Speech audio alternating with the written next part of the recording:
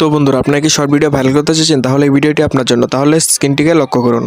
Hello friends, আবারও চলে আসলাম আরেকটি নতুন ভিডিও নিয়ে। তো বন্ধুরা, এই ভিডিওর মাধ্যমে আমি আপনাদের দেখাবো কিভাবে শর্ট ভিডিও ভাইরাল করতে হয়। তো ফ্রেন্ডস, বর্তমানে ইউটিউবের জনপ্রিয় ভিডিও হচ্ছে শর্ট ভিডিও। যদি শর্ট ভিডিওর মাধ্যমে আপনার চ্যানেলে ভিউজ না আসে, তাহলে কিন্তু কোনোভাবেই আপনার চ্যানেলটি গ্রো করবে না। আর গ্রো না করলে কিন্তু আপনি যতই ভিডিও আপলোড করেন, আপনার চ্যানেল কিন্তু সাবস্ক্রাইবার বাড়বে না, ভিউজ আসবে না। তো বন্ধুরা, আজকে আমার এই ভিডিওর মাধ্যমে সম্পূর্ণ কিছু দেখানো হবে। আপনারা ধৈর্য সহকারে ভিডিওটি দেখতে থাকুন। তো ফ্রেন্ডস, সর্বপ্রথম আপনার প্লাস আইকনের চাপ দিবেন। এখান থেকে চাপ দেওয়ার পর আপনাদের ভিডিওটি সিলেক্ট করে নেবেন।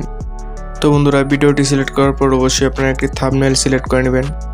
তো বন্ধুরা, দেখতেই পাচ্ছেন আমি আমার ভিডিওতে একটি থাম্বনেল সিলেক্ট করে দিয়েছি, যেটি থেকে দর্শকরা আকর্ষণ হয়ে আমার ভিডিওর মধ্যে টাচ করবে। তো বন্ধুরা, থাম্বনেল সিলেক্ট করা হয়ে গেলে এখান থেকে নেক্সট চাপ দিয়ে বেরিয়ে আসবেন। তারপর এখানে আপনার ভিডিও সম্পর্কে কিছু টাইটেল ও কিছু কিওয়ার্ড দিবেন। তো বন্ধুরা, কিওয়ার্ডগুলো কি দিবেন সেটা আমি বলে দিচ্ছি আপনাদের।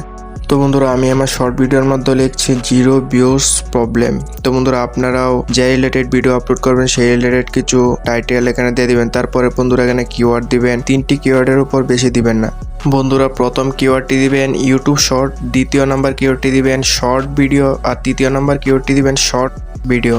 তো বন্ধুরা, এই 3টি কিওয়ার্ড দেওয়ার পর এখানে পাবলিক বলে যে অপশনটি আছে, এটা এখানে আনলিস্টেড করে দিবেন। তারপর আপনার ভিডিওটিকে আপলোড দিয়ে দিবেন। তো ফ্রেন্ডস, আমার ভিডিওটি আপলোড হতে শুরু করেছে। তো বন্ধুরা, ভিডিওটি আপলোড হওয়ার পর আপনারা ওয়াইটি স্টুডিও নামে যে অ্যাপসটি আছে এটিতে চলে যাবেন। এটিতে যাওয়ার পর আপনার ভিডিওটি সিলেক্ট করে নেবেন। তো বন্ধুরা, ভিডিওটি সিলেক্ট করে নেওয়ার পর আপনার ভিডিও যে টাইটেলটি আছে এটি পুরোটি কপি করে আপনার ডেসক্রিপশন বক্সে এই টাইটেলটি নিয়ে দিয়ে দিবেন। তারপর ওখান থেকে আপনি কিছু কিওয়ার্ড সিলেক্ট করে আর আপনার ভিডিও সম্পর্কে কিছু লিখে তারপর এটিকে আপলোড দিয়ে দিবেন। তো বন্ধুরা, এই ছিল আজকের ভিডিও। তো বন্ধুরা, সবাই ভালো থাকবেন, পরবর্তী ভিডিওর জন্য অপেক্ষা করবেন।